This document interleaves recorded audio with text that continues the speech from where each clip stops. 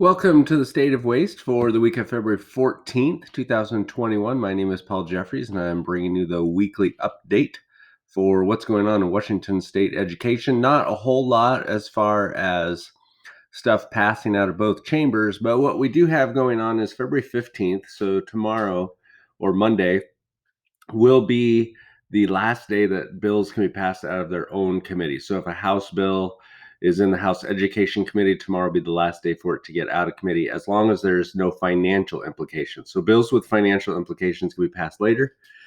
So here we go for the February 14th update. Some updates on some previous bills I've talked about. House Bill 1121, that's the emergency waiver. That is still in the Senate. Again, there's a little bit of a delay with this just because their Senate has to try and get their bills out of their own committees before they're going to focus too much on 1121. Now, 1121 has been placed on the second reading on the floor, so that means this week, hopefully, that gets to the floor vote in the Senate. And then maybe by the end of this next week, we'll have something done as far as the emergency waiver goes. Same with House Bill 1131. That's also been sent to the second reading. And what that means is it goes to the Rules Committee, and then the Rules Committee can place it on the second reading calendar, which means it goes to the floor, and then they determine which bills they're going to vote on. So hopefully this week, 1121, 1131 will be done. Senate Bill 5044, that's still in the House Education Committee. That should start to see some action after we get through this flurry that they're going to be going on this week. That adds the section of professional development to dismantle systemic racism in the public schools. Senate Bill 5184, the foster care school contact, that is also still in the House Education Committee. Maybe they will take that up when they start reconvening for their committee meetings to look at bills from the other chamber. Some new bills that I want to talk about that have not gone to the floor vote, but they have been sent to rules. So House Bill 1113, that's an attendance bill that changes some of the language. So we change a word, we change the world on this one. We're changing truancy to engagement. So instead of a community truancy board, there's a community engagement board. The goal of this is to try and get more engagement from families where they have high truancy. And this one could put you to sleep. It's multiple pages and hard to know exactly what's going on in a lot of it if you want to read it. So if you do have trouble going to sleep one night, there you go. Just print that thing out. It's there for you. Okay, so along with the changes from truancy to engagement, it changes that there must be a meeting between the 5th and 15th unexcused absence for the family.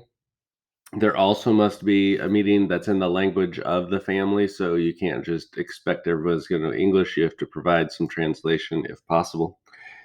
And detention becomes a last resort in this one. It's kind of interesting to read through. They're really trying to get away from suspensions and expulsions, trying to keep kids in school, which makes sense.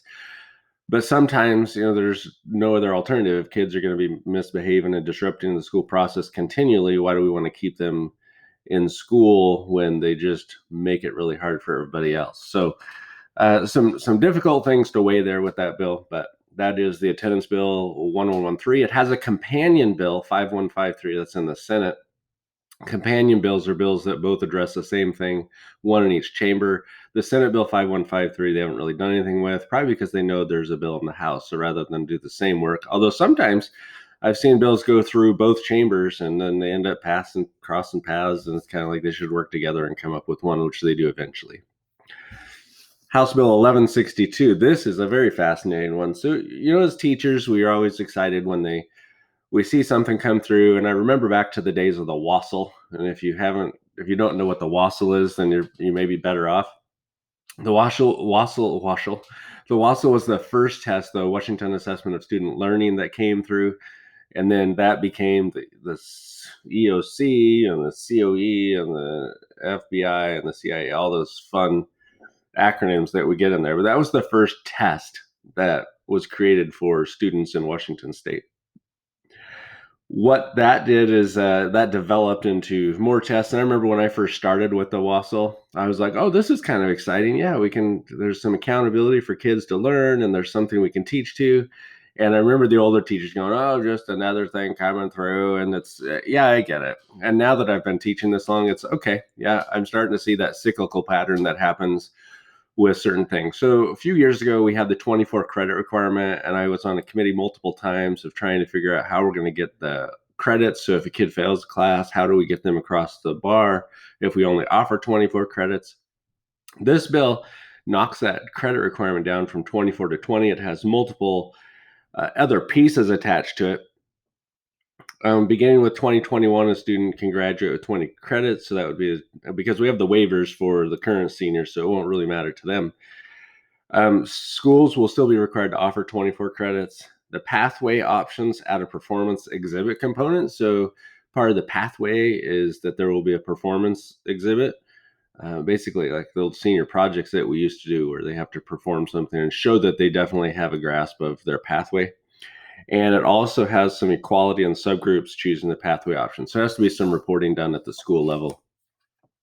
Here's a fun one. House Bill 1176, the Access to Higher Education. So schools right now can withhold transcripts and grades if there's a outstanding fine. This bill seeks to remove that. And that could be kind of crazy. They can still withhold a diploma, but they can't withhold grades and transcripts. So if a kid has 4 different textbooks that they have seemed to collect, because there's a high market value for those on the internet, I think. So this would remove those fines. We could still have the fines at a school, but you can't get paid for them if they transfer schools or want to go to community college. Part of the rationale for this, which I do understand the rationale, is that kids shouldn't be refused to be able to go to community college or access to a higher education just because they have some fines. But somehow this has to be covered. And again, we talk about unfunded mandates that come down. This would be one of those. So how do we recover those dollars that are lost through fines? How do we recover some of those expenses that we have as a school district? And I guess it's just up to us to figure it out. So if that one does end up going through, that one can be rather interesting to see. So some of the key things of this is, if a pupil defaces or otherwise injures any school property or property belonging to a school contractor, employee, or other student, they could get a fine. And it says that the term is has some it was have consequences, changed to may be some consequences. So instead of guaranteeing their consequences for destruction of school property, you know what? Whatever. We'll just give you a pass. So you can destroy whatever you want. Have a great time. And that scares me as a teacher, because there has to be some accountability for students, and there has to be accountability for everybody in the education field. And so if we take that away from schools, the ability to have consequences for actions, then we're losing a lot of what our goal is, which is to make these students civic contributors. And civic contributors, I really don't see as damaging school property or other things, or damaging other student property. So interesting. It'll be kind of interesting to see how that flows through, what kind of amendments get passed on to that, and also what happens with the Senate if that goes through.